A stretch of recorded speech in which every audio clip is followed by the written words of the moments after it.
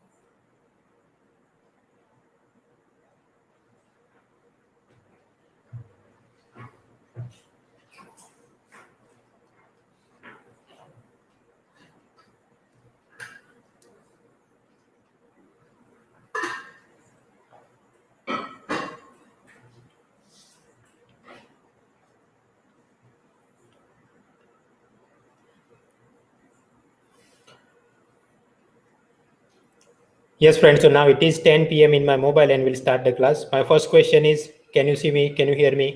क्या आप मुझे देख सकते हैं, सुन सकते हैं? प्रसून, हिमांशु,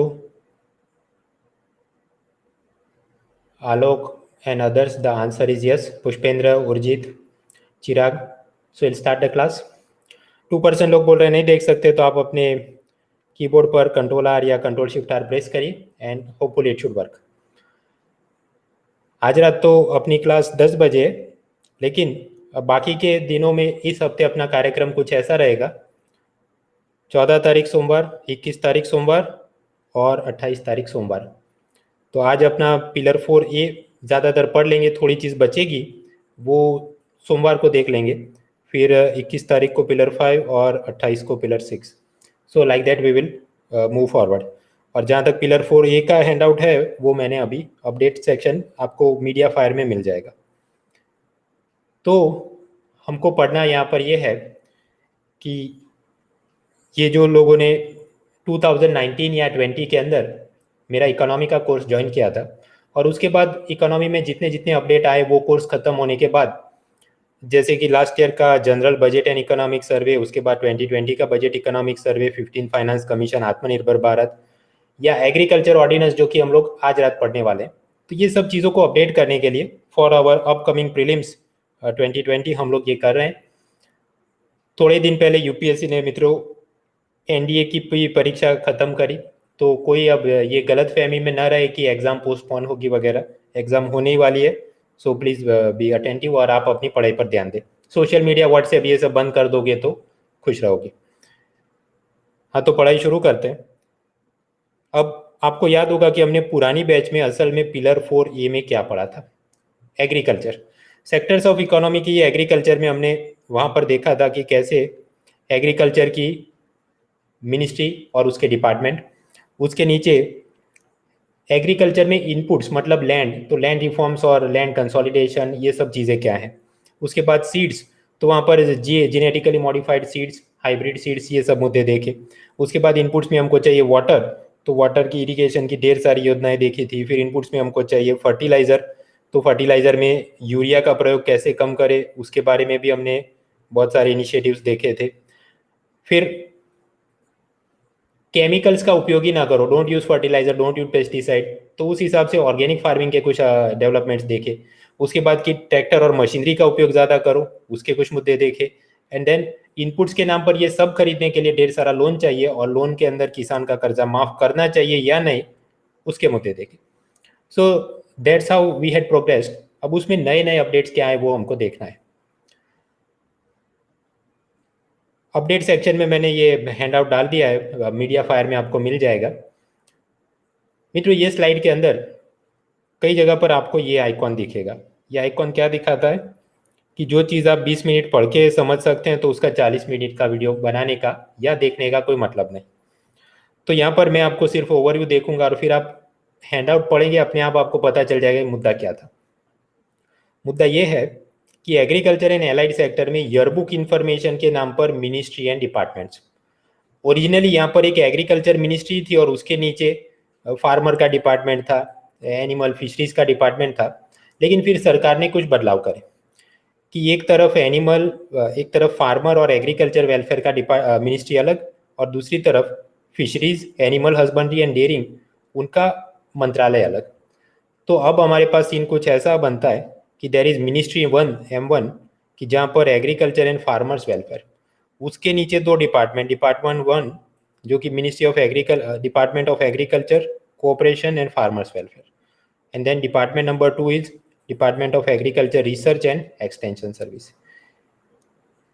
यानी एक मंत्रालय ऐसा कि जिसके नीचे कृषि सहकारिता और कृषि कल्याण और दूसरा संशोधन शिक्षा का डिपार्टमेंट हो, और दूसरी मिनिस्ट्री ऐसी बनाई गई है, ministry for fisheries, animal husbandry and dairying, उसके नीचे एक डिपार्टमेंट देखेगा पशुपालन, दूसरा डिपार्टमेंट देखेगा मत्स्य पालन।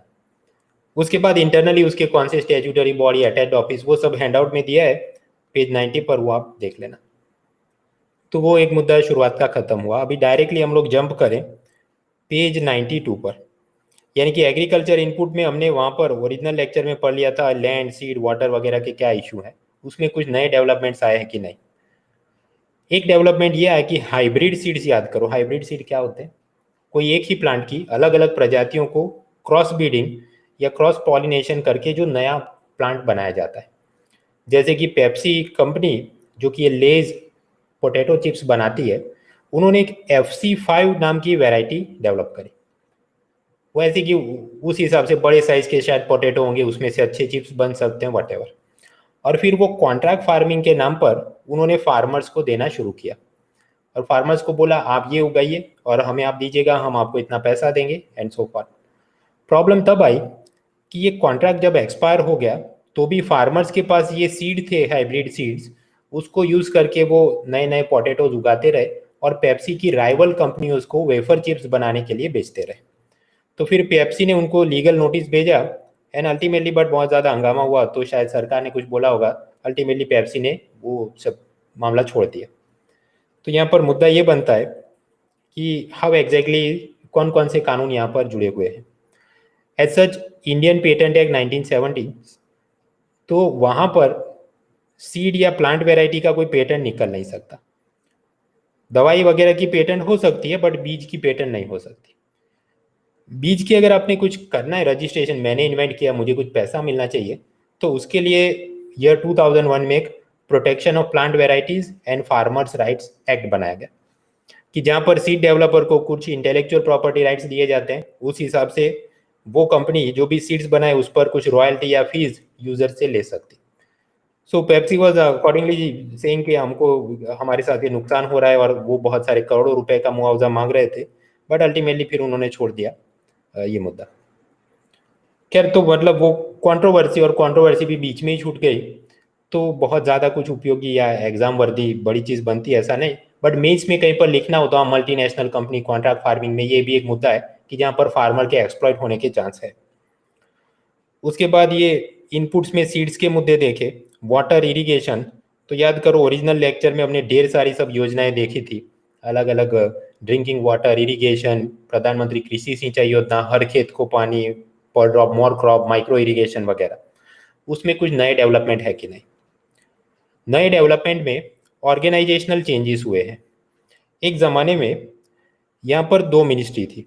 पहली मिनिस्ट्री वन जो कि नदियों के लिए, ministry of water resources, river development, Ganga rejuvenation, और दूसरी थी ministry two, ministry of drinking water and sanitation, पेयजल और स्वच्छता विभाग, स्वच्छता मंत्रालय।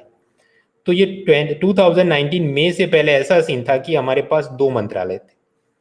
अब सरकार ने ये किया, मतलब वो जनरल इलेक्शन और उसके बाद, कि ये जो पुराने दो मंत्रालय थे, ये दोनों मंत्रालयों को डिपार्टमेंट बना दिया, मतलब एक स्टेप नीचे कर दिया, और उनके ऊपर एक नया मंत्रालय बना दिया जिसका नाम है जल शक्ति मिनिस्ट्री।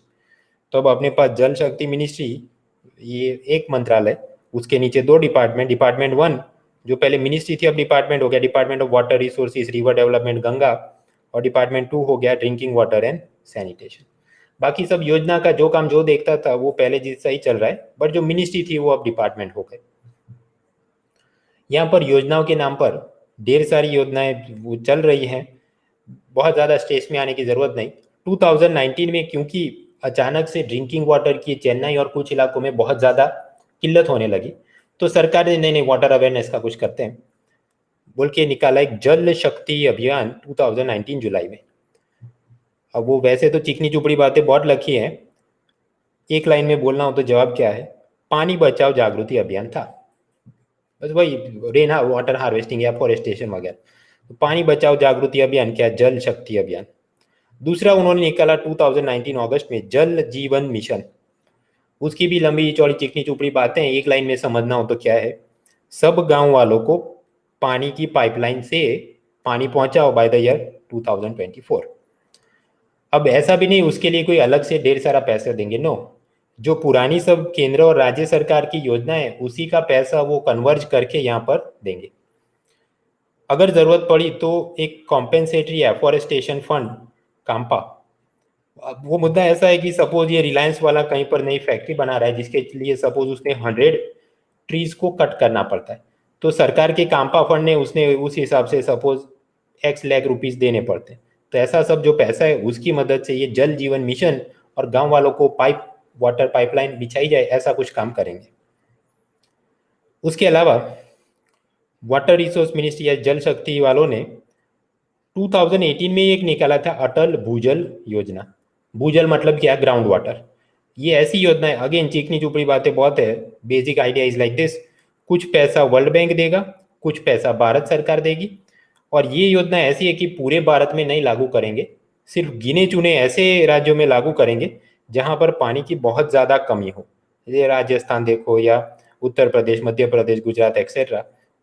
ऑफकोर्स यहाँ पर ये ग्रीन कलर का दिख रहा है, बट ये शायद किसी और मैप से आया है, पानी की समस्या तो है। अब ये तो मतलब अटल भूजल योजना तो पहले से ही थी, तो नया क्या आया इसमें, यही वाली योजना जो पहले से ही थी वापस उसको लॉन्च किया गया 25 दिसंबर 2019 को, कि ये अटल बिहारी वाजपेयी जी का आज बर्थडे है तो हम इसको लॉन्च कर रहे हैं, पर वो तो पहले थी तो वापस क्यों लॉन्च करी। और खैर, सो दैट इज अटल भूजल योजना। और यही अटल बिहारी वाजपेयी जी का ये जन्मदिन 25 दिसंबर, इसको सरकार गुड गवर्नेंस डे के रूप में भी मनाती है। क्यों? क्योंकि ये जन्मदिन है अटल बिहारी वाजपेयी का। ये सब इरिगेशन के मामले में से 2019 मेंस में भी एक प्रश्न आया था कि नेशनल वाटरशेड प्रोजेक्ट उसका क्या महत्व है पानी की किल्लत दूर करने के लिए। तो ये आप जानते हैं कि मेंस पेपर 3 2019 के सभी मॉडल आंसर सॉल्व करके मैंने रख दिए। आप ऑन अकेडमी में मेरी प्रोफाइल पे जाओ, वो सब फ्री क्लासेस ही हैं, आप आराम से देख लेना। बट अभी नहीं, अभी तो आपकी तैयारी सिर्फ और सिर्फ प्रीलिम सेंटर होनी चाहिए, ये सब मेंस की भी पूरी अब बाद में। आगे बढ़ने से पहले ट्राई दिस क्वेश्चन, परंपरागत कृषि विकास योजना इज एम्ड एट, इस उद्देश्य क्या है ये परंपरागत कृषि विकास का। First, encouraging the cultivation practices as per the ancient text, प्राचीन भारत की कुछ किताबों में जो लिखा गया हो उस हिसाब से भारत में खेती बाड़ी करें। स्टेटमेंट 2, एनकरेजिंग ऑर्गेनिक फार्मिंग, जैविक खेती को प्रोत्साहन दें। Statement 3, encouraging cultivation of medicinal plants for Ayurvedic preparation, औषधीय जड़ी बूटी वाले पौधे उगाए जाएं ताकि आयुर्वेदिक उसमें से सामान बन सके। और आपके ऑप्शन हैं only 1 and 2, only 2, only 1 and 3, all 3 statement correct, या आप चाहे तो इसको स्किप भी कर सकते हैं। आपका टाइमर शुरू होता है अब।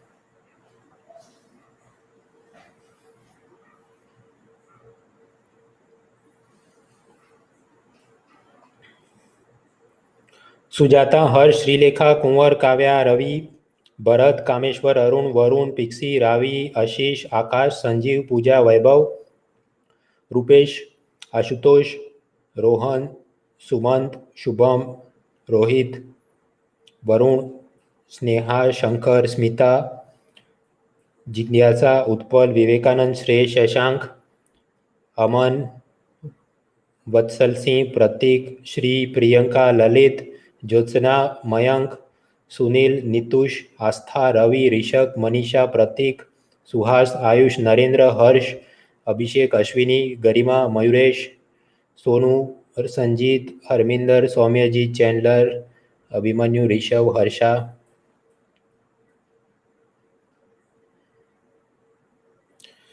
ये सब लोग फिर Harsha, Rishabh, Adityam, Chandler, Soumyajit, Harminder, Abhishek, Prabhas, Sandeep, Rajesh and others. 1 correct. 50% लोगों को लगा कि बी जवाब होना चाहिए। Let us check. मित्रों, ये सब पुराना हम लोग पढ़ चुके थे। तो परंपरागत कृषि विकास योजना किसके लिए था? ऑर्गेनिक फार्मिंग, जैविक खेती, मतलब कि केमिकल या केमिकल फर्टिलाइजर, केमिकल वाले पेस्टिसाइड ये सब यूज मत करो, ऐसी उनकी बात थी। So second statement is correct. Now what about the first statement? Encouraging the cultivation of practices as per the ancient text. ऐसा एक्सप्लिसिटली प्रेस स्टेटमेंट में नहीं दिया है। वो ऐसी याद करो, हमने एक योजना पढ़ी थी, विद्यांजलि योजना, पिलर 6 में, कि जिधर अक्षय कुमार जूडो कराटे सिखाए स्कूल में जाके। अब उसकी इच्छा हो तो वो जाकर बच्चों को कुछ कराटे के इक्विपमेंट्स या यूनिफॉर्म भी डोनेट कर सकता है, but that is not the objective कि वो पैसों के रूप में कुछ खर्चा करे। उसने अपना टाइम खर्च करना था। सिमिलरली परंपरागत कृषि विकास योजना क्या करता है? ऑर्गेनिक फार्मिंग हमने करनी है, केमिकल का यूज नहीं करना है। अब ऐसा हो सकता है कि शायद अपने कोई एंशियंट किताबों में लिखा हो, ऋग्वेद और यजुर्वेद या आयुर्वेद की कोई किताब में, कि ये सब ऐसा केमिकल नहीं, ऐसे ही करना है। बट वो ढिंडोरा पीट के सरकार ने ऐसा नहीं, आमुख में या इंट्रोडक्शन में नहीं लिखा योजना के कि हम ऐसा करने वाले हैं जो एंशियंट टेक्स्ट में लिखा है। Therefore first statement is not explicitly stated objective. Similarly medicinal plant for Ayurvedic preparation, अब हो सकता है कुछ ऐसे पौधे वो उगाते भी हों, बट वो ढिंडोरा पीट के एक्सप्लिसिट ऑब्जेक्टिव नहीं है। And therefore the answer is what? B, only 2 is correct. तो हमने ये पुरानी बैच में पढ़ लिया था। सिंचाई की ढेर सारी योजनाओं के बाद फर्टिलाइजर के ढेर सारे इनिशिएटिव देखे थे कि सरकार ने यूरिया की कंजम्पशन कम करने के लिए क्या क्या कदम उठाए। वो neem coating of urea, soil health card देंगे, direct benefit of transfer to the urea company, subsidy तो वो सब हमने देखा था। उसके बाद का मुद्दा याद करो, कुछ ऐसा था कि हम लोग केमिकल यूज ना करें, रसायन का प्रयोग मत करो। तो वो क्या हो गया? जैविक खेती या ऑर्गेनिक फार्मिंग। अब ऑर्गेनिक फार्मिंग में Sikkim is the first state of India, और वो सब हम लोग कर चुके हैं। हम लोग यहाँ पर हैं अभी पेज 94 पर। तो उसमें नया मुद्दा क्या है कि ये पेस्टिसाइड और फर्टिलाइजर केमिकल वाले यूज मत करो। ऑर्गेनिक फार्मिंग, सिक्किम, परंपरागत कृषि विकास योजना, वो सब पढ़ा था। उसमें नया मुद्दा लास्ट ईयर ये ऐड हुआ, ZBNF। ZBNF क्या है? जीरो बजट नेचुरल फार्मिंग, शून्य बजट प्राकृतिक खेती। इसको आप बोल सकते हैं ऑर्गेनिक फार्मिंग का ही एक सबसेट है, बट उसमें कुछ और सोफिस्टिकेटेड वर्ड्स और कंसेप्ट यूज करें, ये एक अलग चीज है। जीरो बजट का मतलब है कि फार्मर ने पैसा खर्च नहीं करना, उसने लोन नहीं लेना, उसने कोई मनी लेंडर के पास नहीं जाना, उसने सीड फर्टिलाइजर कुछ नहीं खरीदना। उसके खेत में ही जो है उसी चीज को उसने इस्तेमाल करते हुए, फॉर एग्जाम्पल पुरानी फसल के आप सीड्स, उसमें ही कुछ प्रोसेसिंग करो, क्या आयुर्वेद या ऐसी कुछ प्रकार की चीज़ों की मदद से, बायो फर्टिलाइजर, अर्थवॉर्म्स, काउडंग, ये सब की मदद से आप उसको ठीक करो, उसमें और ये सब प्राकृतिक खाद मिलाओ और आप एग्रीकल्चर की प्रैक्टिस करो। इससे फायदा क्या है? किसान अगर केमिकल वाली चीज यूज नहीं करेगा तो उसने लोन नहीं लेना पड़ेगा, तो वो डेट ट्रैप कर्जे के चक्कर से बच जाएगा। एनवायरनमेंट की भी प्रोटेक्शन हो जाएगी। कर्नाटक के एक एग्रीकल्चर साइंटिस्ट ने इस सब को शुरू करवाया। उसके बाद हिमाचल, आंध्र और दूसरे स्टेट भी इसमें इनिशिएटिव ले रहे हैं। बजट 2019 आफ्टर द इलेक्शन जो आया, जनरल बजट या जिसको मैं बोलता हूँ फुल बजट, उसमें बोला गया कि हम पूरे भारत में ये जीरो बजट नेचुरल फार्मिंग को प्रोत्साहन देंगे। आगे चल के सरकार कुछ सोच रही है कि उसको परंपरागत कृषि विकास योजना का ही सब कंपोनेंट बनाएंगे या कुछ, that remains to be seen. वैसे मित्रों, ये जीरो बजट नेचुरल फार्मिंग या ऑर्गेनिक फार्मिंग, ये ऐसा जरूरी नहीं कि ये इट इज अ पनेशिया, ये रामबाण इलाज है और अपना सब कुछ ठीक हो जाएगा। वो इसलिए कि ऑर्गेनिक फार्मिंग में क्योंकि आप केमिकल्स यूज नहीं करते, तो प्रति एकड़ पैदावार कम होती। सपोज केमिकल यूज करने पर हमको 1 एकड़ में से 1000 किलो टोमेटो निकले, लेकिन ऑर्गेनिक फार्मिंग करोगे तो हो सकता है सिर्फ 400 किलोग्राम ही निकले। तो भारत की जितनी पॉपुलेशन है उस हिसाब से जितना भोजन हमने पैदा करना है, तो ये फूड सिक्योरिटी के लिए खराब चीज़ है। दिखावट में ये आकर्षक भी नहीं होते, ऑर्गेनिक प्रोडक्ट्स ऐसे दिखते हैं जबकि केमिकल वाले प्रोडक्ट्स ऐसे दिखते हैं। तो अगर पब्लिक को समझाया ना जाए कि देखो ये अच्छा भले दिखता है बट सेहत के लिए शायद कम अच्छा है, you should be buying that, जब तक अवेयरनेस नहीं होगी लोग शायद इसको खरीदेंगे भी नहीं। तो ऑर्गेनिक फार्मिंग और ऑर्गेनिक प्रोडक्ट्स की मांग और जागृति बढ़ाने के लिए, to increase the awareness and demand of the organic farming products, agriculture ministry ने एक जैविक खेती पोर्टल बनाया है जहां पर किसान प्रोडक्ट लिस्ट करे और बायर उसको खरीद सके। बट आप देखो हार्डली 1000 बायर इस पर रजिस्टर हुए हैं। वो दिखाता है कि पब्लिक कुछ खास इसके लिए अवेयर नहीं है या बहुत ज़्यादा एंथुजियास्टिक नहीं है।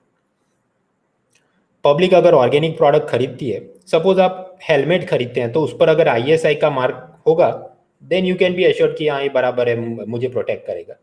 तो उसी प्रकार अगर मैं आपको कोई देखूं कि ये जूस ऑर्गेनिक स्ट्रॉबेरी से मैंने बना है, बट उसकी गारंटी क्या है कि इस पर कोई केमिकल रसायन का उपयोग नहीं किया मैंने स्ट्रॉबेरी पैदा करते वक्त, there must be some logo some guarantee, right. तो उसके लिए एग्रीकल्चर मिनिस्ट्री सब पब्लिक सेक्टर प्राइवेट सेक्टर्स की लेबोरेटरीज को कनेक्ट करता है कि आप सब ऑर्गेनिक प्रोडक्ट को किसान आपको दे या कोई मर्चेंट आपको दे, आप उसको सर्टिफाई करिए चेक करके कि बराबर है, ये 100% ऑर्गेनिक है। फिर वो उस पर लोगो चिपकाएंगे, तो पब्लिक जब उसको खरीदे तो पब्लिक को ISI मार्क जैसा कुछ आश्वासन रहे कि yes now I am more attracted to buy this, अब इसका तो शॉपिंग करके तुरंत में इंस्टाग्राम पे फोटो डालो। ऐसा ही कुछ कंसेप्ट याद करो, हमने पिलर 3A में भी पढ़ा था कि कैसे कॉमर्स मिनिस्ट्री एक जियोग्राफिकल इंडिकेशन लोगो, कुछ ऐसा शेप था उसका जिसके अंदर, ताकि वो क्या हो वहां से पब्लिक उसको खरीदने के लिए आकर्षित हो। So that was all about the chemical organic farming. उसके बाद का मुद्दा था कि एग्रीकल्चर मिकेनाइजेशन, तो ट्रैक्टर का प्रयोग ज़्यादा करें और नॉर्थ ईस्ट के लिए अच्छे से रिसर्च करके अलग प्रकार के ट्रैक्टर बनाए जाए वगैरह, वो हमने देखा था। उसके बाद ये नेगोशिएबल वेयरहाउस रिसीप्ट, किसानों का कर्जा माफ़ करना चाहिए कि नहीं, इकोनॉमिक सर्वे इसके हक में नहीं है, वो सोचता है कि कर्जा माफ़ करते हैं तो किसानों की आदत खराब हो जाती है, इलेक्शन के आने पर वो लोग अपने लोन इंस्टॉलमेंट बंद कर देते वगैरह, वो हमने देखा था। उसके बाद नया क्या चल रहा है, नया चल रहा है कि एग्रीकल्चर अगर हम लोग बात करें इनपुट्स, तो इनपुट हमने यूज़ कर लिए, लैंड, सीड, वाटर, फर्टिलाइज़र। फिर हमने ये भी सोच लिया कि चलो इनपुट यूज़ नहीं करते तो ये organic farming, ZBNF, zero budget natural farming, वो भी देख लिया। थोड़ी मशीन भी यूज़ कर लिए, ये सब खरीदने के लिए हमने लोन इंश्योरेंस भी ले लिया। अब हम बात करते हैं एग्रीकल्चर सेलिंग की। एग्रीकल्चर सेलिंग के अंदर अगला मुद्दा है कि APMC और उसके अंदर रिफॉर्म्स के लिए सरकार ने कुछ नए अध्यादेश, ऑर्डिनेंस बनाए। 2 ऑर्डिनेंस बनाए गए, एक ordinance that is about APMC reforms और दूसरा ऑर्डिनेंस है that is about contract farming. तो हमने कंटिन्यूअसली 2 चीज़ पढ़नी है, तो सबसे पहले उसकी पूर्व भूमिका हम समझे। याद करो आज़ादी के बाद ये APMC मंडी हमने क्यों बनानी पड़ी। उसका जवाब है, आप कोई भी 50-60s की मूवी उठा के देख लो, यूजुअली विलन उस जमाने में कौन था, प्रकाश राज नहीं था, जीवन था। जीवन का हर एक फिल्म में एक ही टाइप का रोल कि वो मुनीम बनेगा या शाहूकार बनेगा और फिर गांव के लोगों को वो कर्जे में पैसा देगा और फिर जब भी फसल पैदा होगी तो वो पूरा अनाज ले लेगा। क्यों? तूने कर्ज लिया था तो मैं तेरा अनाज ले लूंगा। अब भले आपने उससे 50 रुपए का कर्ज लिया हो, फिर भी वो आपको 200 रुपए की फसल लेके चला जाएगा। और अगर आपने रोकने की कोशिश की तो गुंडे बदमाश लाठी डंडे से पिटाई करेंगे। यानी कि आज़ादी तो मिल गई, लेकिन ऐसे श्रॉफ साहूकार और जो मनी लैंडर्स थे, विलेज के मनी लैंडर्स, उनसे आज़ादी नहीं मिली। So how can we prevent this? उसके लिए ये APMC कानून बनाए गए कि जहाँ पर कि नहीं, किसान के घर से आप अनाज नहीं उठा सकते, जो पहली सेल होगी वो APMC मंडी पर ही होगी और वहाँ पर सब मंडी के मर्चेंट्स ने रजिस्टर करना होगा स्टेट गवर्नमेंट में वगैरह वगैरह, ताकि किसान को हम लोग प्रोटेक्ट कर सके। किसान के घर से सीधा नहीं खरीद सकते, first sale should happen at the APMC mandi. तो इंट्रोडक्शन कुछ ऐसा है कि आज़ादी के बाद के भारत में जमींदारी तो खत्म हो गई, लेकिन किसान अभी मुक्त नहीं हुआ था, उसका शोषण जारी था। लोकल बनिया, मनी लैंडर, वो फोर्सिबली उसका हार्वेस्ट ले लेते थे। राज्य सरकारों ने उससे बचाने के लिए एपीएमसी लॉज बनाए कि मंडी पर उसका फर्स्ट सेल होगा and hopefully farmer will get good prices वगैरह। तो क्या ऐसा हुआ? The answer is no. APMC mandi बनने पर किसान को फायदे कम और समस्याएं ज़्यादा हुई। ज़्यादातर ये एपीएमसी की जो मंडियाँ होती हैं, ऐसे मतलब बड़े बड़े मार्केट यार्ड, तो कंपनियों का जैसे बोर्ड ऑफ डायरेक्टर होता है, ये सब मंडियों के अपने ट्रस्टीज होते हैं। ये ट्रस्टी का जो मंडल होता है, आप पाएंगे यूजुअली सब पॉलिटिकल एलिमेंट होते हैं।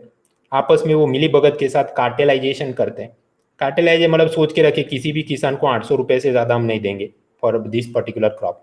जानबूझकर अच्छे दाम देते नहीं, farmer is deprived of good prices.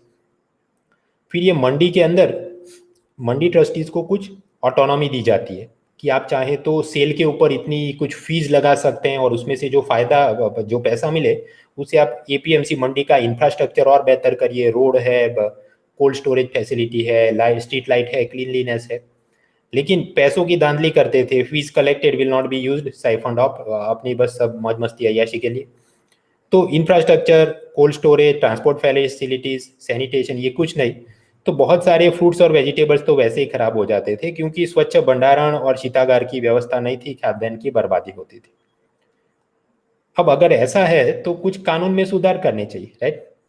कानून में सुधार करने हैं तो कॉन्स्टिट्यूशन और उसमें 7th शेड्यूल, 7वीं अनुसूची, उसमें कोई लिस्ट दिया कि ये वाले मैटर पर ये वाला यूनियन या स्टेट कानून बनाएगा। जैसे अगर सिटीजनशिप तो लिखा यूनियन लिस्ट, तो मतलब केंद्र सरकारी कानून बना सकती। देन सपोज एग्रीकल्चर तो लिखा है स्टेट लिस्ट में, तो मतलब राज्य सरकार बनाई, जैसे उन्होंने ये एपीएमसी एक्ट बनाए। फिर एक चीज है कॉन्करेंट लिस्ट, समवर्ती सूची, जैसे bankruptcy and insolvency, labour, trade and commerce. ये ऐसे मुद्दे हैं जहां पर केंद्र भी कानून बना सकता है, राज्य भी कानून बना सकता है, लेकिन यूनियन का जो कानून है उसको राज्य के कानून के ऊपर माना जाएगा if there is a conflict. And lastly there is residuary subject, अवशिष्ट, मतलब जो इधर भी नहीं है, इधर भी नहीं है और इधर भी नहीं है, उस पर कौन कानून बनाएगा? तो केंद्र सरकार और उसकी पार्लियामेंट बनाएगी। तो ये तो मुद्दे चल ही रहे थे। तो यहाँ पर जो एग्रीकल्चर का मसला है, it is in the state list. तो केंद्र कानून बना नहीं सकता था, तो उन्होंने सब राज्यों को बोला कि हम आपको एक मॉडल आदर्श कानून बनाकर देते हैं, आप उसी को अपनी विधानसभा में पास करवा दो, तो पूरे भारत के अंदर एकदम ठीक ठाक एपीएमसी का काम चले। तो उसके लिए 2003 में मॉडल एपीएमसी एक्ट सर्कुलेट किया गया, लेकिन सब राज्यों ने उसको अडॉप्ट नहीं किया। फिर 2017 में वापस model agriculture produce and livestock marketing act, तो उसमें एग्रीकल्चर वाला तो था ही, साथ ही पशुपालन, पशु बेचने का भी पूरी कवर करने की कोशिश। एंड देन 2018 में कॉन्ट्रैक्ट फार्मिंग एक्ट, वो क्या है आगे देखते हैं, उसके मॉडल एक्ट दिखाए गए। तो यूनियन ने सब स्टेट को बोला कि प्लीज आप इसको अडॉप्ट करें, बट फॉर एग्जांपल ये न्यूज हेडलाइन की वेस्ट बंगाल ने बोला नहीं, हम इसको नहीं अडॉप्ट करेंगे। सो एज ए रिजल्ट हर एक राज्य में अलग अलग प्रोविजंस, कुछ जगह पर अच्छे थे, कुछ जगह पर कम अच्छे थे। ये तो सब चल ही रहा था। 2020 में नया प्रॉब्लम आया, कोरोना के चलते लॉकडाउन के चलते फार्मर अपनी प्रोड्यूस बेच नहीं पाया, और वो बेचने जाएगा भी तो एपीएमसी मंडी का व्यापारी अब उसको कम पैसा देगा, ये कि मैं अपना माल किधर भेजूं, मुझे नुकसान हो रहा है, ऐसा करके एपीएमसी मंडी का मर्चेंट उसको अच्छी प्राइस नहीं देगा। Farmer was being exploited. तो सरकार ने सोचा कुछ तो करना पड़ेगा। ये कुछ तो करना पड़ेगा का जवाब क्या है? आत्मनिर्भर भारत और उसके अंदर ऑर्डिनेंस, अध्यादेश, 3 अध्यादेश बनाए गए जिसकी मदद से एग्रीकल्चर और फूड प्रोसेसिंग इंडस्ट्री को प्रोत्साहन मिले। पहला है एपीएमसी ऑर्डिनेंस कृषि व्यापार के लिए, दूसरा है कॉन्ट्रैक्ट फार्मिंग ऑर्डिनेंस मतलब अनुबंध खेती, ये पेप्सी लेज वाले किसान को पोटैटो के सीड्स दे दे वगैरह। And third is essential commodities act का ऑर्डिनेंस। तो ये क्या क्या मुद्दे हैं एक एक करके देखते हैं, बट कंटिन्यूअसली हमने पढ़ना है तो बेटर कि एक 5 मिनट का ब्रेक लेते हैं और उसके बाद हम लोग इन चीज़ों को देखते हैं। So break for 5 minutes and then we move forward.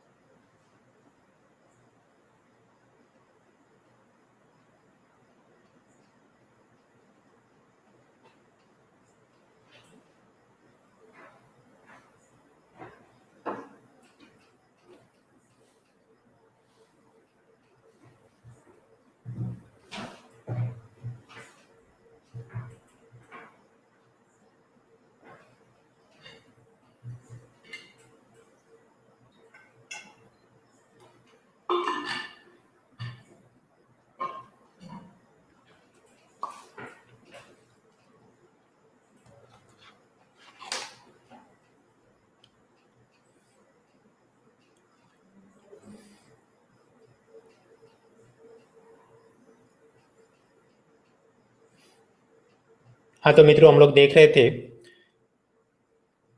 कि ये एपीएमसी मंडी वैसे तो अच्छे उद्देश्य से बनाई गई, लेकिन उसमें किसान को फायदा कम और समस्या ज़्यादा हो रही थी। और इसमें सुधार के लिए एपीएमसी कानून को सुधारना पड़े, बट वो स्टेट गवर्नमेंट के हाथ में था। तो यूनियन गवर्नमेंट ने मॉडल एपीएमसी एक्ट उनको बनाकर दिए कि आप अपनी लेजिस्लेचर में इसको पास कराओ, बट सभी स्टेट ऐसा कर नहीं रहे थे। और फिर कोरोना के चलते किसान की और समस्या बढ़ रही थी, तो सरकार ने सोचा एग्रीकल्चर रिफॉर्म के लिए कुछ तो करना पड़ेगा।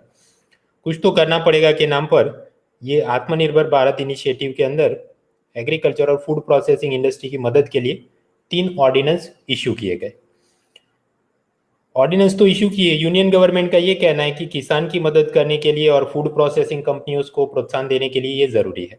स्टेट गवर्नमेंट्स को ऐतराज है कि ये सब मुद्दे, अगर एग्रीकल्चर का मुद्दा स्टेट लिस्ट में है और यूनियन इस पर नए नए ऑर्डिनेंस बनाती है, तो ये आप हमारे अधिकार क्षेत्र पर एक प्रकार से एनक्रोचमेंट यानी कि अतिक्रमण कर रहे हैं। खैर, सबसे पहले मुद्दा देखते हैं। पहला ऑर्डिनेंस है एपीएमसी ऑर्डिनेंस। टेक्निकली इसका नाम है farmers produce trade and commerce promotion and facilitation ordinance. इसका हिंदी करने जाए तो बहुत कलिष्ट प्रकार का है। अगर मेंस में भी पूछा जाए तो सीधा हिंदी में लिख देना चाहिए एपीएमसी और ऑर्डिनेंस का अध्यादेश, बात खत्म। तो ये पहले वाले ऑर्डिनेंस में बात क्या है, जो एपीएमसी मंडी के अंदर व्यापारी थे कि जिन्होंने शोषण और मुनाफाखोरी उसी को अपना मूल मंत्र बना दिया था, एक्सप्लॉयटेशन ऑफ द फार्मर, उसको ठीक करने के लिए ये बनाया गया है। This ordinance will prevail over the state governments act. राज्य सरकार के कानून के जो प्रावधान होंगे, इस पर ये अध्यादेश उसके ऊपर सर्वोपरि माना जाएगा। तो यहाँ पर अलग अलग फीचर्स दिए गए। सबसे पहला कि फार्मर किधर अपनी प्रोड्यूस सेल कर सकता है। स्टेट एपीएमसी एक्ट में तो लिखा था कि राज्य के भीतर उसी को वो रेगुलेट करते थे, यानी इंट्रा स्टेट। यूनियन का ऑर्डिनेंस बोलता है कि हमारा ये ऑर्डिनेंस राज्य के भीतर जो होता है उसको भी कवर करेगा, और इंटर स्टेट एक राज्य से दूसरे राज्य में जो ट्रेड होता है उसको भी कवर करेगा।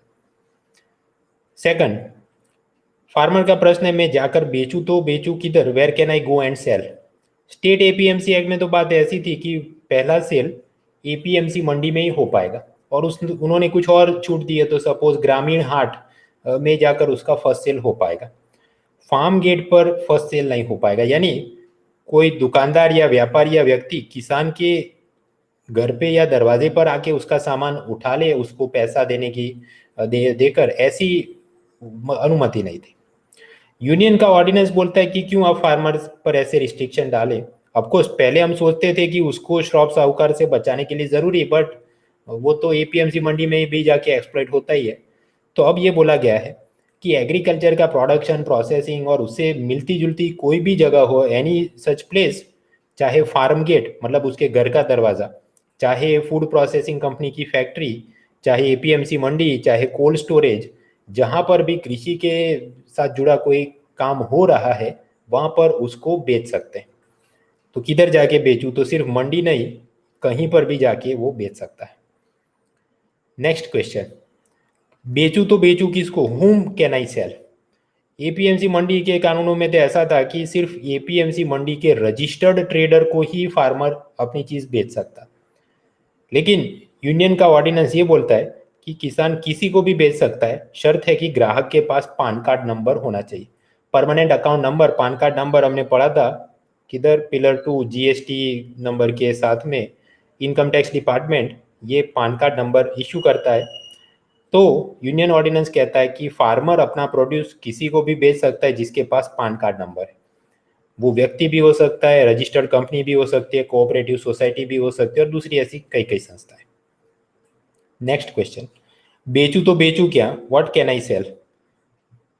तो यूनियन ऑर्डिनेंस ने लिखा है कि किसान चाहे तो food, egg, meat, dairy, cotton, jute, cattle fodder, पशुओं का चारा, ये सब चीजें बेच सकता है। जहां तक स्टेट के कानून थे तो उसमें शायद हर चीज का जिक्र नहीं था, बट यहाँ पर कॉम्प्रिहेंसिवली सबको कवर कर रहा है। नेक्स्ट क्वेश्चन, कि ये सब चीजें फार्मर कर सकता है, तो प्रश्न ये है कि हु इज अ फार्मर। केंद्र सरकार का ये 2020 का एपीएमसी ऑर्डिनेंस बोलता है फार्मर का मतलब है कि पिछली स्लाइड में हमने जो जो चीज देखी पिछली स्लाइड में क्या चीज़ देखी, food, egg, meat, dairy, cotton, jute, cattle, fodder, इनमें से कोई भी कच्चे माल का उत्पादन करने वाला व्यक्ति या संस्था उसको किसान माना जाएगा और उसको एपीएमसी एक्ट के अंदर ये सब चीज़ें दी जाएंगी. So it means any person or organization involved in producing the raw agriculture commodities. पहले स्टेट गवर्नमेंट के जो कानून थे वहां पर किसान शब्द की व्याख्या बहुत संकुचित थी, नैरो डेफिनेशन की, ये जगह पर उसका फार्म है या लैंड रिकॉर्ड में उसका नाम है या उसको वो किसी के यहाँ किराएदार मजदूर के रूप में काम कर रहा है वगैरह. So now the definition is quite wider. Amazon याद करो, अमेजोन क्या है, ई मार्केट प्लेस मॉडल. यानी कि एक तरफ वो यहाँ पर बहुत सारे सेलर्स होंगे, Appario sale, B R products, ऑलगेट, वॉल रिटेल, ये सब ने सांडिस्क कंपनी के यूएसबी पेन ड्राइव लिस्ट किया है. एक ने लिखा है 399, दूसरा 399, 435 वगैरह. और दूसरी साइड पर होंगे मेरे आपके जैसे सब कस्टमर, तो वो इधर से जो उनको चीज़ किफ़ायती लगे, कम प्राइस वाली, या कुछ केस में कि जिसका उनको रेटिंग अच्छा लगे, उस सेलर से वो खरीदेंगे.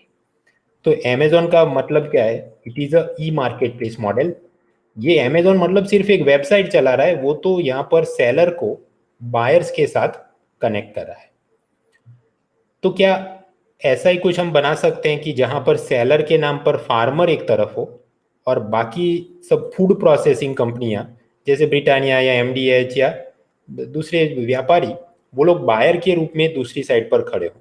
ऐसा क्या हम लोग agriculture e market place model बना सकते हैं? The answer is yes. E NAM सरकार ने बनाया है, लेकिन ऐसा कोई प्राइवेट सेक्टर वाला पोर्टल बना सकता है कि नहीं, मुकेश अंबानी या रिलायंस फ्रेश या इज इट पॉसिबल? और ये बात चले कि first sale after the producing, की एपीएमसी की जाने की जगह, मतलब एपीएमसी में वो बेचे उसकी जगह ये सीधा ऑनलाइन लिस्टिंग से कुछ हो सके, ऐसा कर सकते हैं कि नहीं? स्टेट गवर्नमेंट के एपीएमसी कानून में तो इसका कोई स्पष्ट प्रावधान नहीं था, नो क्लियर प्रोविजंस. यूनियन का ऑर्डिनेंस बोलता है कि हाँ, सरकारी और निजी क्षेत्र के लोग ऐसे पोर्टल बना सकते हैं जहां पर फार्मर अपनी प्रोड्यूस ऑनलाइन उसका ई ट्रेडिंग कर सके. अब फार्मर ये सब करेगा तो उसको प्रश्न है, मेरे को पैसा कब मिलेगा, when will I get paid? Union के ऑर्डिनेंस में लिखा है कि जो आदमी किसान से खरीद रहा है उसने उसे 1 से 3 वर्किंग डेज के भीतर भीतर ही पैसा दे देना पड़ेगा. वेरे स्टेट गवर्नमेंट के सब एक्ट थे वहां पर ये मुद्दे स्पष्ट प्रावधान नहीं था कि कब पैसा कितने दिनों में देना है. अब अगर इतने सारे प्रावधान है तो अगर कोई बवाल हो गई तो क्या, कि ये बायर है उसने 3 दिनों के भीतर पैसा नहीं दिया, या फिर कि ये किसान है उसने जो जो क्वालिटी की चीज़ उसने दिखाई थी बट जब डिलीवरी दी तो वो दूसरी कंकर वाले गेहूं के बोरिया उसने दे दी, तो कंप्लेन किसको करे? यूनियन ऑर्डिनेंस में लिखा है कि सब डिविजनल मैजिस्ट्रेट एसडीएम उसको फरियाद करो, और उसके ऊपर जाना हो तो एडिशनल कलेक्टर या कलेक्टर को जाके फरियाद कर सकते हैं. वेर स्टेट गवर्नमेंट के एपीएमसी एक्ट में ऐसे कोई क्लियर प्रोविजन, स्पष्ट प्रावधान नहीं थे. मेरे 2019 की यूपीएससी परीक्षा के रिजल्ट आए अगस्त 2020 में. अन अकेडमी के अंदर हम लोगों ने जिन लोगों को official UPSC interview call letter आए थे उनको फ्री में मॉक इंटरव्यू का प्रोग्राम रखा था, और उसके एक एक करके बहुत सारे मॉक इंटरव्यू भी डाले. तो कई बार इवन मॉक इंटरव्यू और रियल यूपीएससी इंटरव्यू में भी पूछा जाता है कि tell me something about the district administration, कि डीएम के नीचे क्या क्या होते हैं वगैरह, तो आपको पता होना चाहिए. तो डिस्ट्रिक्ट एडमिनिस्ट्रेशन, वहां पर क्या होता है, उसका एडमिनिस्ट्रेटिव हेड होता है revenue collector and district magistrate. आदमी एक ही है बट उसकी कलेक्टिव पोस्ट का नाम ऐसा है, और वो होता है एक आईएएस ऑफिसर. उसके असल में 4 अलग अलग रोल होते हैं. पहला रोल होता है रेवेन्यू रिलेटेड, राजस्व के मामले में लैंड रेवेन्यू, लैंड रिकॉर्ड, ये सब उसका काम देखता है. और अगर कोई फ्लड या फेमाइन, बाढ़ आ जाए, अकाल की परिस्थिति, तो फिर कॉम्पेंसेशन, मुआवजा देने का काम, वैसे तो अब फसल बीमा योजना वगैरह है, बट उसके अलावा भी केंद्र सरकार, राज्य सरकार अलग से कुछ पैसा भेजे गरीबों की, किसानों की मदद करने के लिए, तो वो कलेक्टर उसका रिलीफ डिस्ट्रीब्यूशन का काम देखे. दूसरा उसका काम है policing and law and order. तो वहां पर वो पुलिस और जुडिशरी का, पुलिस और जुडिशरी नहीं, जेल का सुपरविजन करेगा. तो मतलब सुप्रिंटेंडेंट ऑफ पुलिस, जेलर, ये सब ठीक से काम कर रहे हैं कि नहीं, ऊपर ये डीएम देखेगा. फिर अगर दंगे शुरू हो जाए, रायोट्स, तो कर्फ्यू लागू करना है, उसमें सेक्शन 144 और वो सब के पावर्स उसको मिले। तीसरा उसका रोल है डिस्ट्रिक्ट एडमिनिस्ट्रेशन के कोऑर्डिनेटर के रूप में, यानी कि ऊपर जो स्टेट गवर्नमेंट के मिनिस्ट्री डिपार्टमेंट है उसकी डिस्ट्रिक्ट में ऑफिस होगी, हेल्थ की, एजुकेशन की, इरिगेशन, सिंचाई, पब्लिक वर्क्स, रोड, तो उन सभी के अफसरों के साथ फॉरेस्ट डिपार्टमेंट एंड अदर्स मिलकर अलग अलग योजनाओं को लागू करवाना। और चौथा उसका रोल है एजेंट ऑफ द गवर्नमेंट, कि जहाँ पर वो सेंसस, जनगणना करेगा, इलेक्शन ड्यूटी देखेगा। फिफ्थ और सिक्स शेड्यूल एरिया के अंदर आप कॉन्स्टिट्यूशन में पढ़ेंगे कि गवर्नर को पावर्स दिए गए हैं कि वहाँ पर शेड्यूल ट्राइब के वेलफेयर के लिए वो डायरेक्टली काम करे, तो गवर्नर ये आईएएस डिस्ट्रिक्ट मजिस्ट्रेट के द्वारा वो काम करवाएगा। And lastly VIP protocol duty, मतलब सपोज कोई डिस्ट्रिक्ट में प्रेसिडेंट या प्राइम मिनिस्टर या चीफ जस्टिस ऑफ इंडिया आते हैं, तो उनकी चाय पानी और रहने खाने और आने जाने की सब जो व्यवस्था और देखनी है ड्यूटी, वो कौन देखेगा? डीएम देखेगा। ऑफकोर्स इनके अंदर डिपेंडिंग ऑन द स्टेट कुछ जगह पर अलग रोल होते हैं, थोड़े रोल अलग होते हैं, but this is the basic idea. तो यानी कि डिस्ट्रिक्ट का हेड कौन है? ये कलेक्टर एंड डीएम। उसके नीचे उसको मदद करने के लिए एडिशनल कलेक्टर होते हैं, अधिक कलेक्टर। उसके नीचे होते हैं सब डिविजनल मजिस्ट्रेट, उसके नीचे होते हैं तहसीलदार, फिर नायब तहसीलदार और गांव में पटवारी। तो एपीएमसी ऑर्डिनेंस में मुद्दा क्या है? फार्मर किसी को अपना प्रोडक्ट प्रोड्यूस बेचता है और आपस में उनको कुछ बवाल हो गया कि ये फार्मर बोले मुझे व्यापारी ने 3 दिनों के भीतर पैसा नहीं दिया, या व्यापारी बोले कि गेहूं की बोरी में इसने तो कंकर भर के मुझे दिए हैं। तो ये लोग फरियाद करने किधर जाए? ये लोग फरियाद करने जाएंगे, पहली फरियाद होगी sub divisional magistrate, this SDM. वहां पर निपटारा नहीं हो तो ऊपर वो कलेक्टर या एडिशनल कलेक्टर को फरियाद कर सकते। दैट डिपेंड्स, कुछ स्टेट के अंदर वो ऐसा बोल देंगे कि एडिशनल कलेक्टर, कुछ जगह सीधा डायरेक्ट कलेक्टर, कुछ जगह पर जिले की साइज बहुत बड़ी हो तो वहाँ एडिशनल कलेक्टर ज्यादा होते हैं, कुछ छोटे साइज के जिले होते हैं तो कलेक्टर भी देख सकता है। वो स्टेट अपने हिसाब से अपनी सहूलियत से बना देगा। तो बवाल हो गई तो क्या? एसडीएम, एडिशनल कलेक्टर या कलेक्टर, तो पहले एसडीएम और फिर ऊपर इनके ऊपर आप जाएंगे। What about state APMC act? उसमें ऐसे कोई क्लियर कट प्रोविजन नहीं थे, तो यूनियन का ऑर्डिनेंस यहाँ पर भी ये किसान को ऐसे प्रोटेक्ट करता है। अगला प्रश्न ये है कि किसान अगर ये सब चीज बेचे तो उस पर कोई फीस या टैक्सेस लगेंगे कि नहीं? अगर वो एपीएमसी मंडी में जाकर बेचता तो वहां पर तो मंडी टैक्स, फीस, सेस, लेवाई फार्मर पर भी लगता, ट्रेडर पर भी लगता, बहुत ज्यादा उस पर ये वो करके टैक्स लगाते थे। वेरेज यूनियन गवर्नमेंट के ऑर्डिनेंस में लिखा है कि इन चीजों पर राज्य कोई भी कर या उपकर, टैक्स या सेस नहीं मांग सकता। State can not demand any taxes. यानी कि पहले सपोज फार्मर और बायर वो एपीएमसी मंडी में कुछ एग्रीकल्चर प्रोड्यूस, कॉटन, जूट, कुछ भी खरीद बिक्री करते, उस पर स्टेट गवर्नमेंट अलग अलग जात के टैक्स और फीस मांगती रहती थी। ये टैक्स केरला से लेके पंजाब में आप पाएंगे 7 to 14% की रेंज में चलते थे। उसके अलग अलग नाम भी थे, मार्केट लेवाई, रूरल डेवलपमेंट सेस वगैरह वगैरह। अब ये ऑर्डिनेंस क्या बोलता है कि स्टेट गवर्नमेंट ऐसे कोई टैक्स नहीं मांग सकते। यानी कि ब्रिटानिया ने अगर रॉ वीट खरीदा फार्मर से तो बस खरीद लिया, प्राइस बेच देना है, स्टेट गवर्नमेंट वाले कोई टैक्स नहीं मांग सकते। ऑफकोर्स ब्रिटानिया उसमें से सब जब बिस्किट बनाएगा तो हमने पढ़ा था बिस्किट पर तो जीएसटी लगेगा और वो जाएगा इनडायरेक्ट टैक्स है, तो central board of indirect taxes and custom, उसमें यूनियन का हिस्सा होगा यूनियन का हिस्सा होगा सीजीएसटी और सामने स्टेट का हिस्सा होगा एसजीएसटी, यूनियन टेरिटरी होगी तो यूटीजीएसटी। उसके बाद ब्रिटानिया को जो प्रॉफिट हुआ तो प्रॉफिट में से उसने कॉर्पोरेशन टैक्स पे करना होगा इनकम टैक्स डिपार्टमेंट को, because it is a direct tax. उसके बाद कंपनी अपने शेयर होल्डर्स को डिविडेंड डिस्ट्रीब्यूट करेगी। अब उस पर डिविडेंड पर पहले डिविडेंड डिस्ट्रीब्यूशन टैक्स डीडीटी लगता था, लेकिन फिर बजट में उसको एबॉलिश किया, तो अब तो जो शेयर होल्डर को पैसा मिल रहा है वो टैक्सेबल इनकम में आएगा तो इनकम टैक्स पे करना है। तो वो सारे टैक्स तो कंटिन्यूड है, बट ये इधर जो स्टेट गवर्नमेंट वाले मांगते थे उसको बंद किया गया। ऑफकोर्स ये सब होगा तो कुछ क्रिटिसिज्म भी चलेगा। तो क्रिटिक्स का ये कहना है कि अब राज्य सरकार एग्रीकल्चर प्रोड्यूस की खरीद बिक्री पर टैक्स नहीं मांग सकते तो उनकी फिजिकल पोजीशन, वित्तीय क्षमता कम हो जाएगी, उनके पास पैसा कम रहेगा, तो उन्होंने फिर फाइनेंस कमीशन के सामने हाथ जोड़ के बहुत खड़ा रहना होगा कि हमको और ग्रांट में और टैक्स डेवोल्यूशन में पैसा दिलवाओ। तो राज्य की जो अपनी इंडिपेंडेंस थी कि हमें कुछ पैसा मिले, उससे हम कुछ योजना चलाए, ये सब मतलब उसमें प्रॉब्लम्स आ सकती है। तो मित्रों, इधर ये एपीएमसी ऑर्डिनेंस और उसके मेन फीचर्स क्या हैं और उसमें फार्मर के क्या फायदे हमने समझ लिए हैं। उसके बाद और घुसने का कोई मतलब नहीं।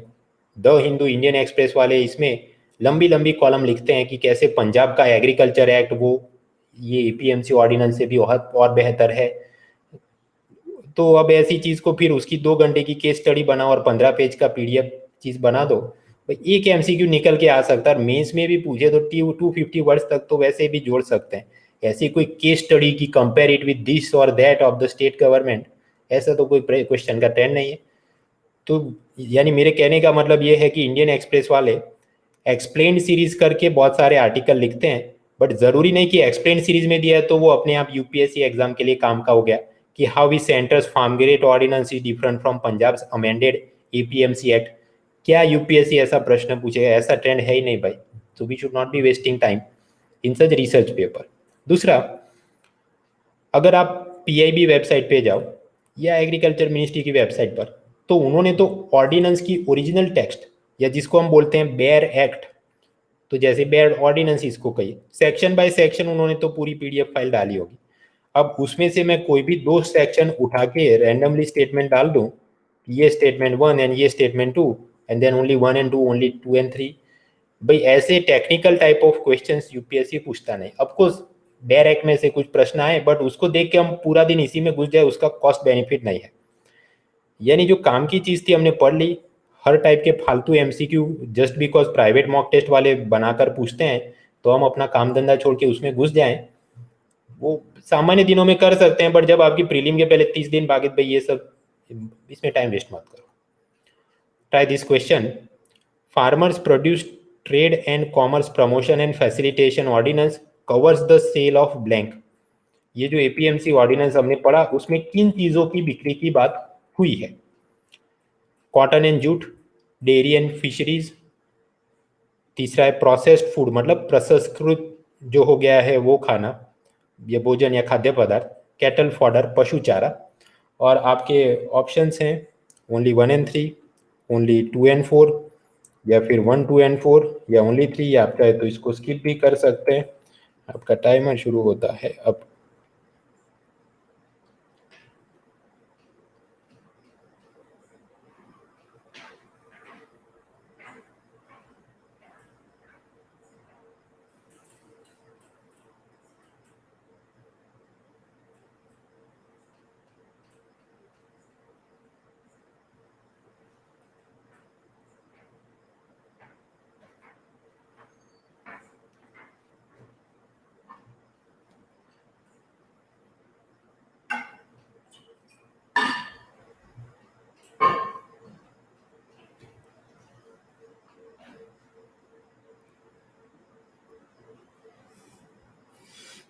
राज, गरिमा, माधव, शिप्रा, संजीव, नरेंद्र, कौशल, भानु, कार्तिकेय, हर्षिता, आईजे, श्री, हिमांग, श्रीलेखा, अमित, श्रीशांत, मुकुंद, हर्ष, शिवानी, निखिल, आयान, आनंद, अजय, रोहित, आशुतोष, पार्थ, अभय, मानस, अश्विन, जलज, आशीष, रमन्ना, बलराम, विकास, दीपेश, प्रतीक, पीयूष, वैभव, सत्या, सौरव, पलाश, महेंद्र, मनीषा, शुभम, भरत, अभिजीत, आकाश, मधुसूदन, सुशील, निर्मल, ये सब लोग, फिर हरविंदर, हर्ष, संदीप, प्रभात, प्रभास, सोनू, सुमित, आशीष, हर्ष, ज्योत्सना, सुशील and others 2 out of 2 correct. तो ये प्रश्न क्या है कि एपीएमसी मंडी वाला ऑर्डिनेंस हमने पढ़ा, उसमें किन चीजों की बिक्री को कवर किया गया है? तो एपीएमसी में क्या बेचना है? हमको रॉ मटेरियल बेचना है। तो प्रोसेस फूड मतलब क्या हो सकता है? बिस्किट या फ्रूट जैम। तो उसके लिए ये चीज नहीं बनी, उसके लिए तो उसकी कुछ गलत हो रहा है, तो उसमें कानून कौन सा है? फसाई एक्ट और उसकी रेगुलेटरी बॉडी वो उसमें प्रिस्क्राइब करिए ऐसा केमिकल नहीं होना चाहिए, प्लास्टिक यूज नहीं होना चाहिए वगैरह। So that means third is wrong, तो ए और डी चला गया। अब out of the given things, हाँ कॉटन और जूट भी इसमें कवर्ड है, तो जब कैसी 1, 2 and 4। एक और प्रश्न ट्राई करो। ये same to same ordinance agriculture farmer produce this, उसमें इट मैंडेट्स दैट लिखा है कि Statement 1. State government cannot charge more than 2.5% tax on farmers' direct sell to buyers. किसान जब ग्राहक को सीधा प्रत्यक्ष बेचेगा तो उस पर राज्य सरकार 2.5% से ज़्यादा टैक्स नहीं मांग सकती. 2.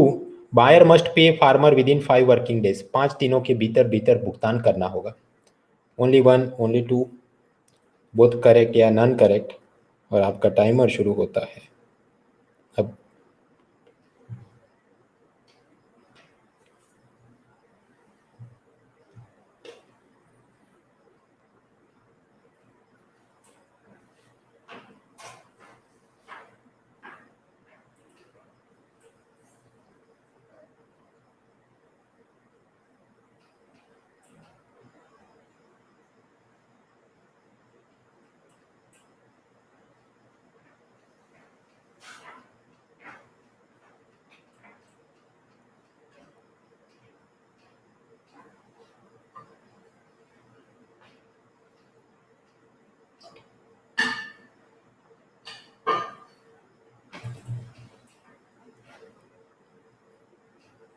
विनीत, नवीन, मिहिर, रिमिका, राजदीप, ललित,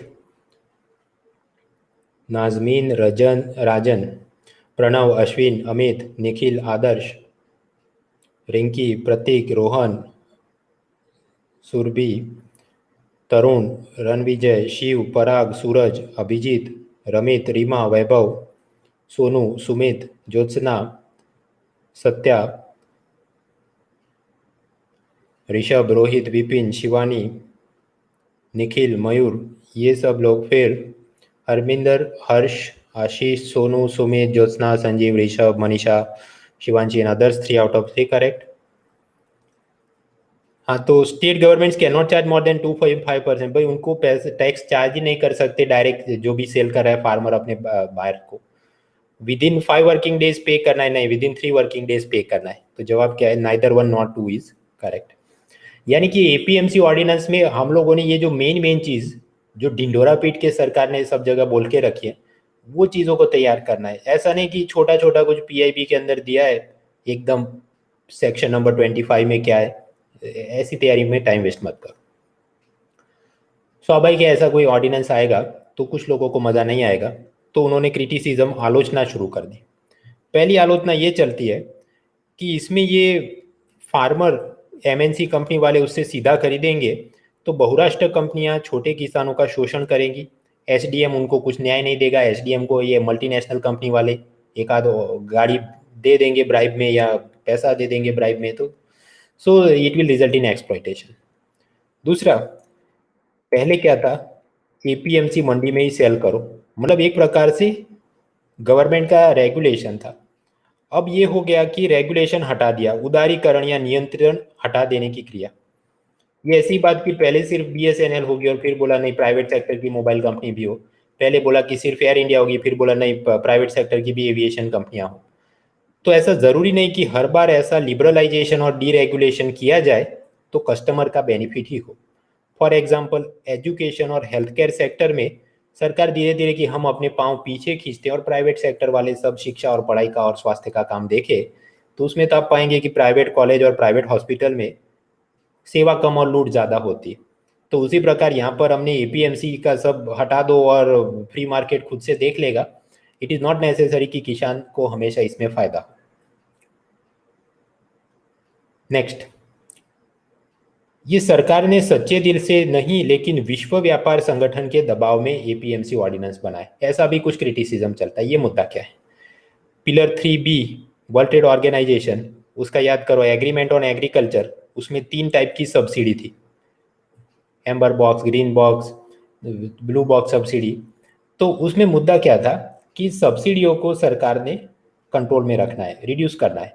ऑफकोर्स भारत सरकार को कुछ उसके अंदर पीस क्लॉज में हमको माफ़ी मिल गई थी कि आप पे केस नहीं चलाएंगे, but ultimately Indian government also has to reduce the subsidies on agriculture. तो सरकार ने अपना मिनिमम सपोर्ट प्राइस का बिल कम हो जाए इसके लिए क्या किया, एपीएमसी ऑर्डिनेंस में सुधार किया, ये सोच के कि बड़ी कंपनियां होंगी तो किसान से अच्छे प्राइस में, सपोज ये लोग ही उसको 1600 रुपये में खरीद रहे हैं, तो भारत सरकार ने फिर ज़्यादा बड़ी एमएसपी देनी नहीं पड़े और एमएसपी में पूरा प्रोक्योरमेंट करना नहीं पड़े क्योंकि फार्मर इसी को बेच देगा, तो सरकार का मिनिमम सपोर्ट प्राइस का बिल कम हो जाएगा, सब्सिडी बर्डन कम हो जाएगा। यानी कि प्राइम मिनिस्टर मोदी ने ये चीज़ वर्ल्ड ट्रेड ऑर्गेनाइजेशन के प्रेशर में की है, सच्चे दिल से किसानों के लिए नहीं की। बट एनी दीज आर मित्रों very weak type of criticism, तो इसका कोई परीक्षा में मतलब नहीं। फिर कुछ क्रिटिक्स ये भी लिख रहे हैं कि the ordinance is prepared in haste, जल्दबाजी में बनाया गया है, क्योंकि अलग अलग एग्रीकल्चर रिफॉर्म कमिटीज ने जो सुधार दिए थे, या फिर अलग अलग दूसरे जापान जर्मनी देशों के अंदर कृषि कानून के अंदर जो अच्छे अच्छे मुद्दे होंगे, वो सबको सरकार ने इसमें अपना जल्दबाजी में ही रिलीज कर दिया है। It has been prepared in haste, it ignores the XYZ recommendations of the past committees on agriculture and foreign nations। तो ये सब मतलब अलग अलग ढेर सारे क्रिटिसिज्म चलते हैं। एंड ऑफकोर्स कि ये स्टेट गवर्नमेंट के सब कॉन्स्टिट्यूशनल जो चीज़ें हैं उसके ऊपर एनक्रोच कर रहा है। मित्रों विकीपीडिया पर मुझे ये फोटोग्राफ मिला। ये फोटोग्राफ किसका है? Bulgarian tambura.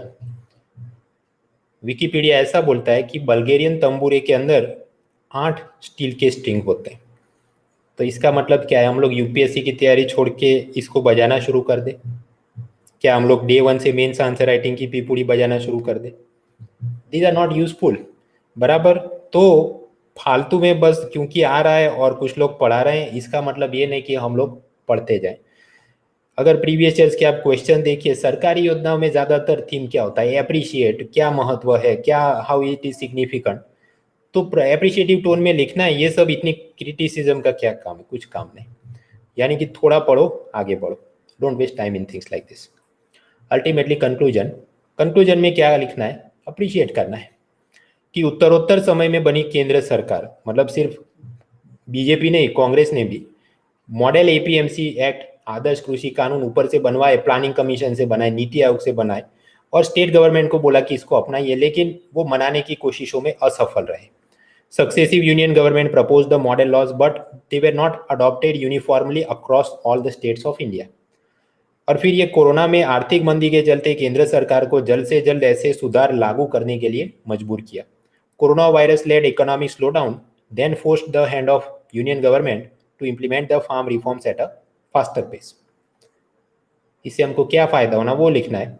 This latest ordinance will help in a long way, कि it will help creating a barrier free, बाधाओं से मुक्त, वन नेशन वन मार्केट, एक राष्ट्रीय कृषि बाजार के निर्माण में मदद करेगा, जिसकी मदद से एग्रीकल्चर और फूड प्रोसेसिंग इंडस्ट्री, उसमें प्राइवेट इन्वेस्टमेंट, निजी निवेश, कंपटीशन, स्पर्धा, इसको प्रोत्साहन मिलेगा।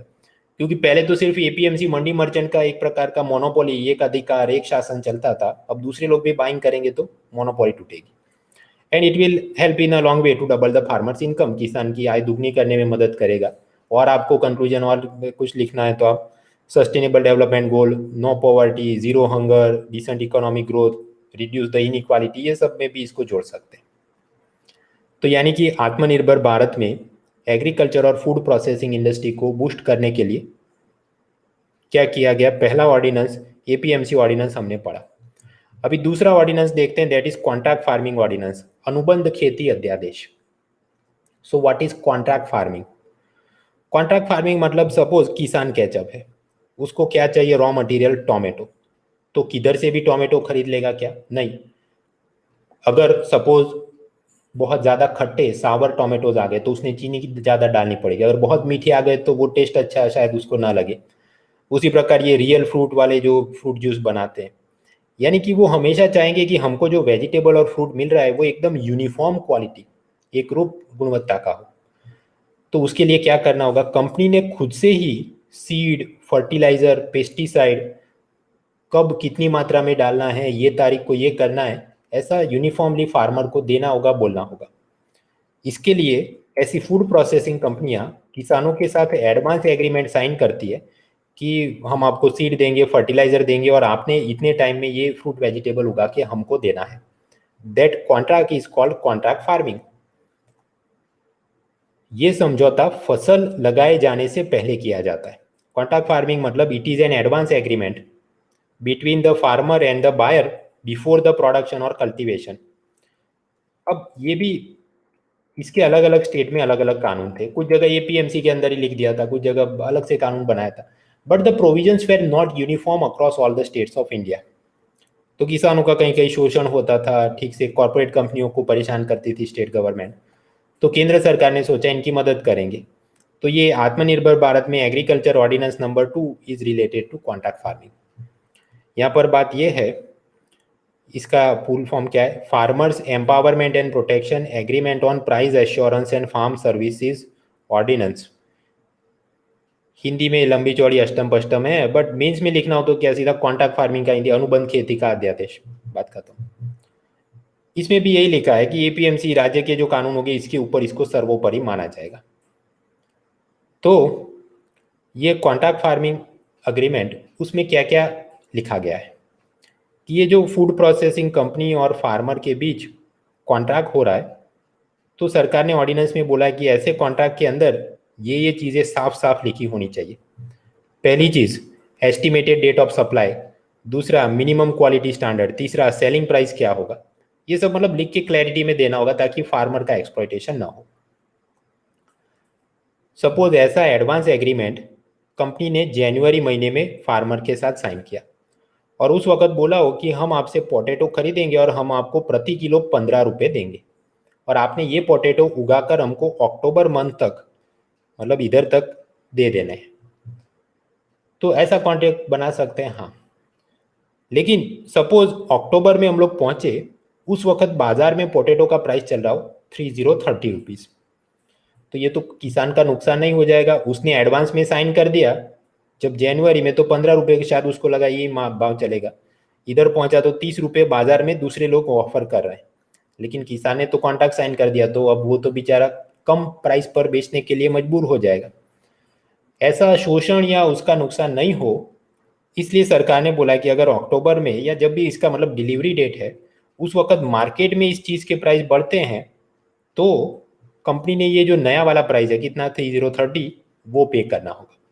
सपोज कम हो जाते हैं, सपोज ऐसा सीन बने कि मार्केट प्राइस उस वक्त कम होके 7 रुपये हो गए, तो क्या, तो उस केस में ओरिजिनली जो डिसाइड किया था कितना 15, वो प्राइस पर देना होगा, मतलब फार्मर का नुकसान नहीं हो, that is the idea. Second, ज़्यादातर कॉन्ट्रैक्ट फार्मिंग में main objective is what, food processing company को यूनिफॉर्म क्वालिटी के प्रोडक्ट चाहिए, तो वो खुद से ही सब सीड फर्टिलाइजर फार्मर को प्रोवाइड करेंगे। तो कॉन्ट्रैक्ट में वो सब साफ साफ लिखा होना चाहिए कि कौन कौन से इनपुट सर्विसेज या इनपुट्स विल बी प्रोवाइडेड के सीड फर्टिलाइजर पेस्टिसाइड, और साथ ही साथ वो कॉन्ट्रैक्ट के अंदर इंश्योरेंस के और लोन के जितने भी कागजात हैं वो भी जोड़ने पड़ेंगे, ताकि सब ठीक ठीक रहकर रहे और फार्मर और कंपनी उनका कुछ लीगल कॉम्प्लिकेशन हो जाए तो सब डॉक्यूमेंट साथ में हो। अगर आपने ये मूवी देखी हो खोसला का घोसला, उसमें बोमन ईरानी का रोल ऐसा है कि वो लोगों से कुछ साइन करवाएगा, रिकॉर्ड मैनिपुलेट करेगा और लोगों की जमीन हड़प लेता था। He was a land grabbing mafia. अब यहाँ पर भी डर लगता है कि पेप्सी कंपनी वाले किसान के साथ कॉन्ट्रैक्ट साइन करे कि आपने अक्टूबर में हमको ये पोटैटोज इतने देने हैं, और सपोज वो शायद ना दे पाए और वो ये कॉन्ट्रैक्ट में तुमने साइन किया था हमारा नुकसान करवाए, ऐसा करके उसकी जमीन हड़प ले, तो या फिर कि अब तुम नहीं कर पा रहे तो हम तुम्हारी जमीन पर किसी और फार्मर से इसको उगवा लेंगे।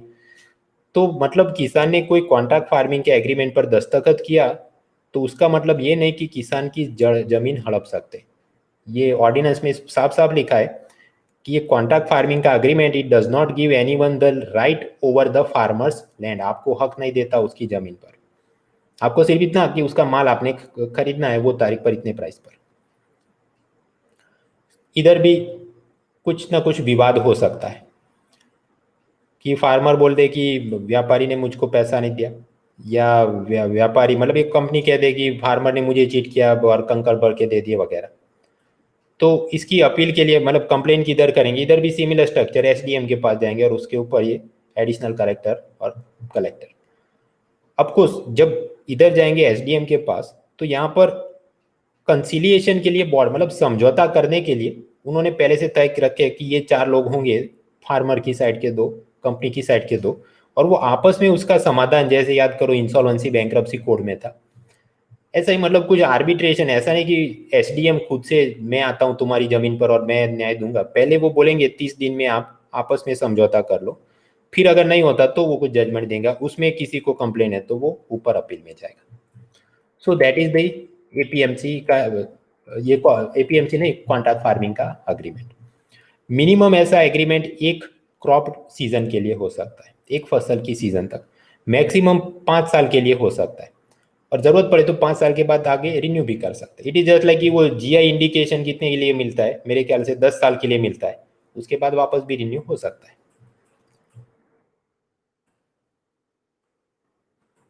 कई बार ये होगा कि सपोज ये लोग कंप्लेन करके एसडीएम के पास गए और पता चला कि किसान की गलती थी कि उसने टाइम पर माल प्रोवाइड नहीं किया, या माल के अंदर उसने कुछ मिलावट कर दिया कुछ।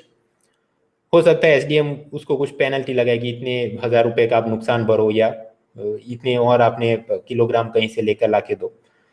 लेकिन अगर ऐसा कुछ भी पेनल्टी दिया जा रहा है तो उसमें किसान की गलती है तो पेनल्टी लगा सकते हैं, हाँ लगा तो सकते हैं, लेकिन जुर्माने की वसूली के लिए किसान की जमीन को जब्त नहीं कर सकते। सपोज ऐसा बोला जाए ये तुम्हारे 50,000 का नुकसान हो गया तुम्हारे चलते पेप्सी कंपनी को, क्योंकि तुमने मिलावट वाला माल प्रोवाइड किया। अब सपोज किसान उसको 50,000 नहीं दे पा रहा, तो ऐसा नहीं कि पेप्सी कंपनी को इसकी जमीन हड़प करने का या दंड में तुम्हारी जमीन की नीलामी कर देंगे, उसमें से पैसा रिकवर करेंगे, ऐसा ही एसडीएम कलेक्टर ये लोग नहीं कर सकते। तो फिर कैसे 50,000 रिकवर करें? हो सकता है कि इंस्टॉलमेंट में देना 5,000 5,000 करके धीरे धीरे निकलवाए, बट उसकी जमीन नहीं ले सकते। That is the thing. इधर भी अलग अलग क्रिटिसिज्म चलते हैं, मिलते जुलते ही एमएनसी वाले एक्सप्लॉइट करेंगे, एसडीएम ब्राइब लेगा वगैरह। लेकिन मैंने आपको आगे भी बताया कि ये बेल्जियम तंबूरा है, तो उसका मतलब ये नहीं हम बजाना शुरू करें। निंदा करो आलोचना करो, उसका कोई खास फायदा नहीं, परीक्षा में ऐसे प्रश्नों का ट्रेंड नहीं। इधर से ये एमसीक्यू ट्राई करो। ये farmer empowerment protection agreement on price assurance and farm services ordinance 2020, मतलब ये कॉन्ट्रैक्ट फार्मिंग वाले अध्यादेश में प्रावधान क्या है। First, minimum duration of a contract farming agreement shall be 1 year. कम से कम 1 साल की अवधि का ये ऐसा आप समझौता लिखवा सकते हैं। Statement 2, maximum duration of the contract farming agreement shall be 5 year, maximum 5 साल का हो सकता है। थर्ड, फार्मर्स लैंड में be confiscated for recovery of penalties, जुर्माना वसूल करने के लिए उसकी जमीन की जब्ती भी हो सकती है। ओनली 1 एंड 2, ओनली 2, 1 एंड 3 या तीनों स्टेटमेंट, या आप चाहे तो इसको स्किप भी कर सकते हैं। आपका टाइमर शुरू होता है अब।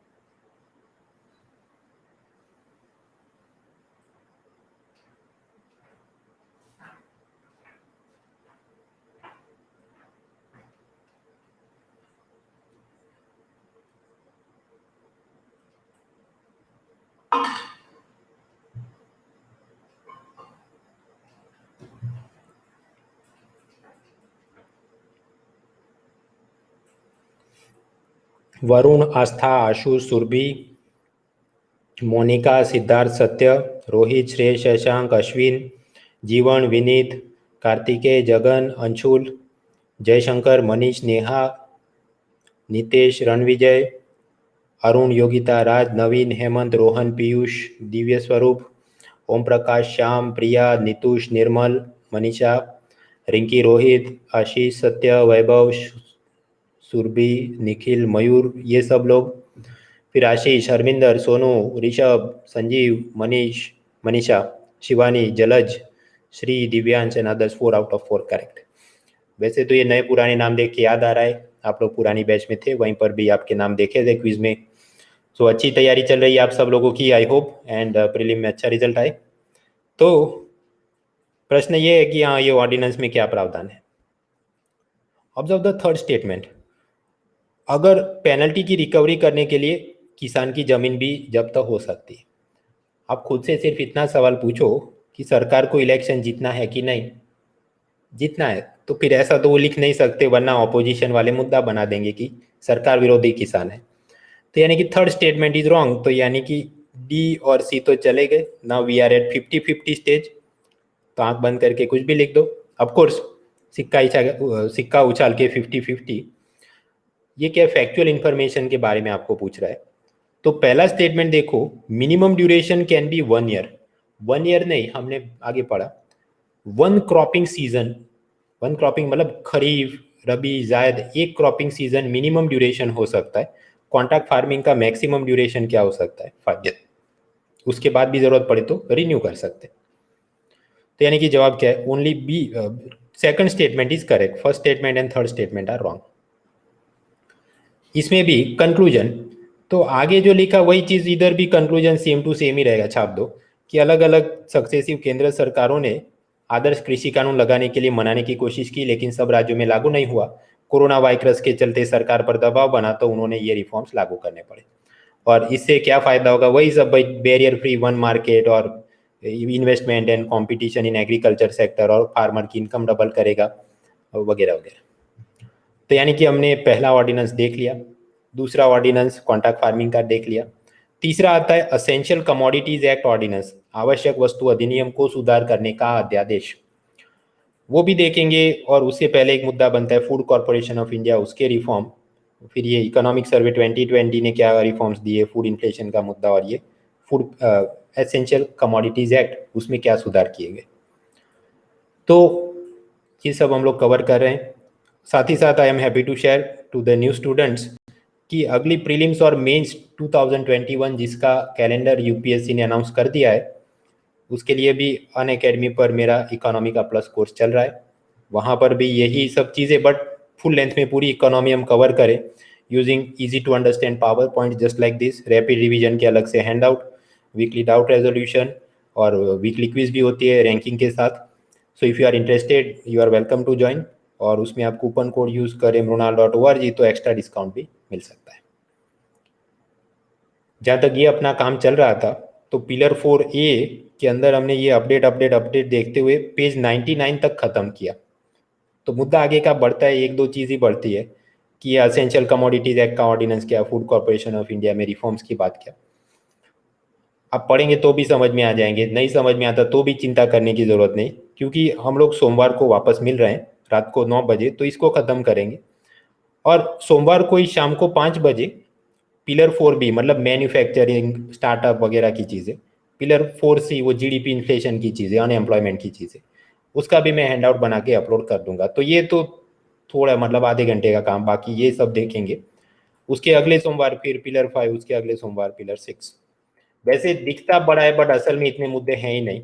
सो do not worry so much, right. तो अपना ये आगे का कार्यक्रम है and we will meet accordingly.